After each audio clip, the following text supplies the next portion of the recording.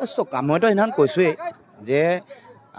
আমি একেখন মঞ্চতে থিয় দিছোঁৱেই এখন অসম আঞ্চলিক মৰ্চা বুলি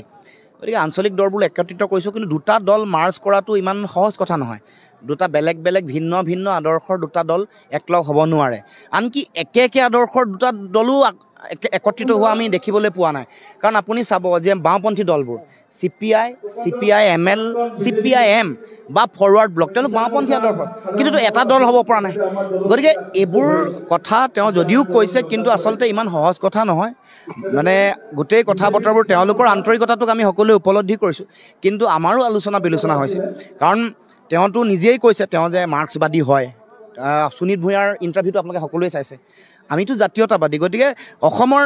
মানে মাৰ্ক্সে কেতিয়াও জাতীয়তাবাদৰ বিৰোধিতা কৰা নাই কিন্তু অসমত আপোনালোকে অসম আন্দোলনৰ পটভূমি জানে অসম আন্দোলনৰ সময়ত এটা যিটো পৰিৱেশ জাতীয়তাবাদৰ লগত